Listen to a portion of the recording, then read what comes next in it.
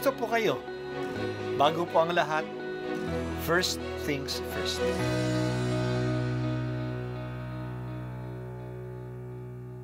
Good morning po.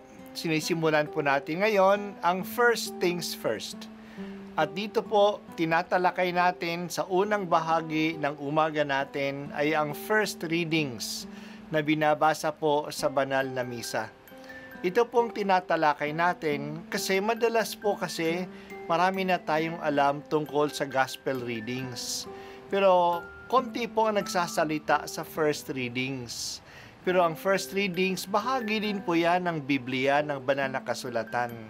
Kaya susubaybayan po natin ang mga first readings, basahin po natin at kuminsan kailangan ng basahin ng 2 o 3 beses bago maintindihan kasi hindi po tayo familiar sa mga istorya at sa mga kaisipan na tinatalakay dito. Ang pagbasa mula sa sulat ng mga Hebreo.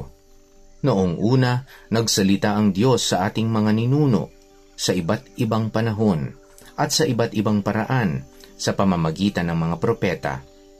Ngunit ngayon, siya'y nagsasalita sa atin sa pamamagitan ng kaniyang anak.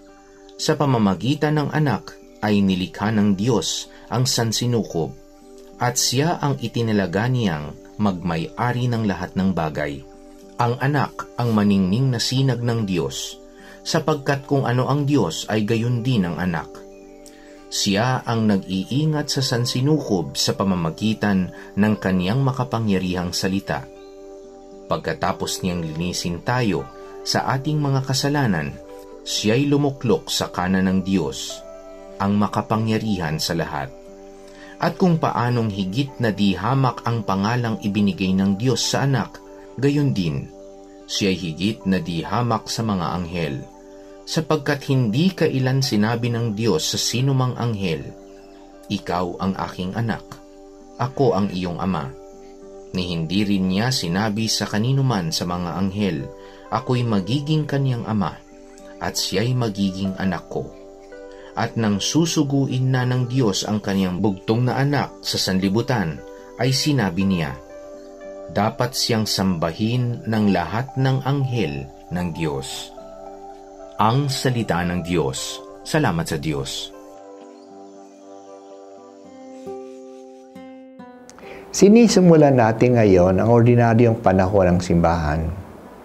Natapos na ang mga espesyal na panahon ng Adbyento at Pasko. Babalik na tayo sa pangkaraniwang takbo ng buhay. Sa mga susunod na linggo, ang pagbasa natin sa araw-araw ay manggagaling sa liham sa mga Ebreyo.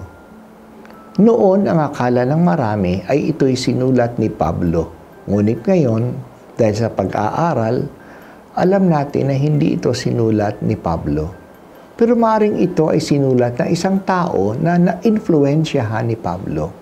Kasi may ilang mga ideyas at mga pananalita na may kahawig sa mga liham na talagang galing kay Pablo. Hindi natin alam sino ang sumulat, pero alam natin para kanino ito sinulat. Ang intended readers nito ay ang mga Kristiyanong Hudyo. Ang unang mga Kristiyano ay mga Hudyo, pero nakaranas sila ng diskriminasyon sa kapwa Hudyo nila. Hindi naman lahat ng Hudyo ay tumanggap kay Jesus. Ang iba pa nga sa kanila ay tinitiwalag na sa sinagoga at sa mga pagsamba sa templo. Sinulat ito upang aliwin at ipaalam sa kanila na sa totoo lang bilang mga Kristiyano, sila ang tunay na tagapagmana ng mga pangako kay Abraham at sa mga patriarka.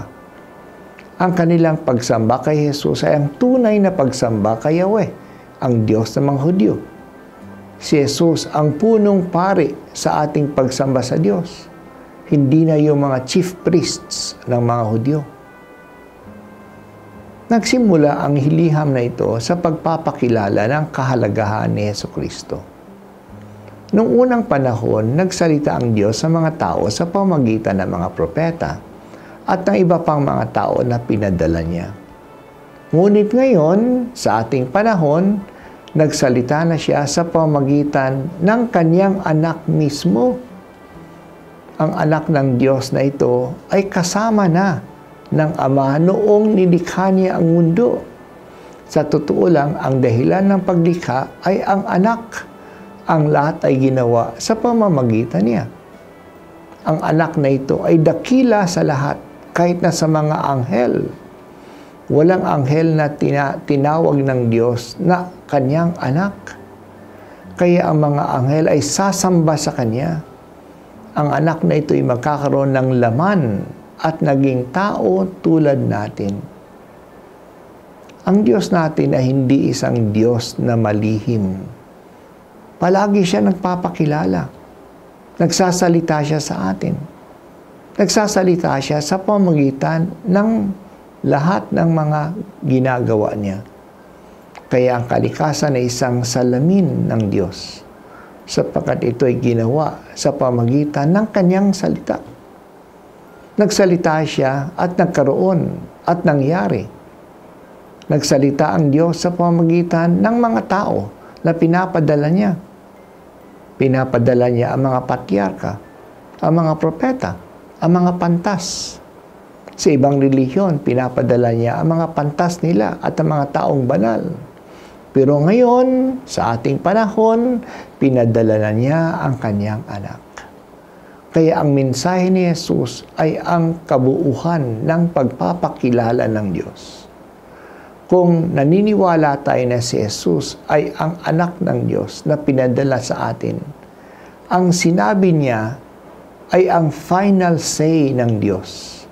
Ang buong salita ng Diyos sa tao ay nandiyan kay Jesus.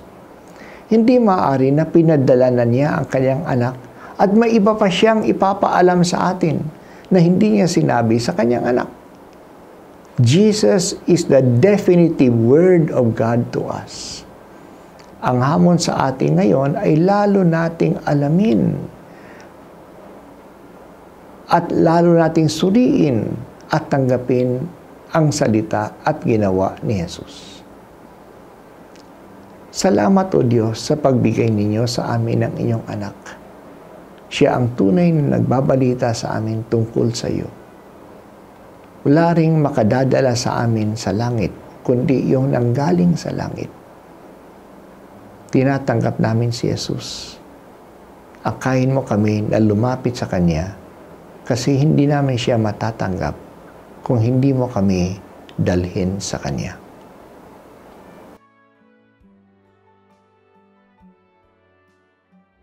At ako po ay si Bishop Broderick Pabilio dito sa First Things First.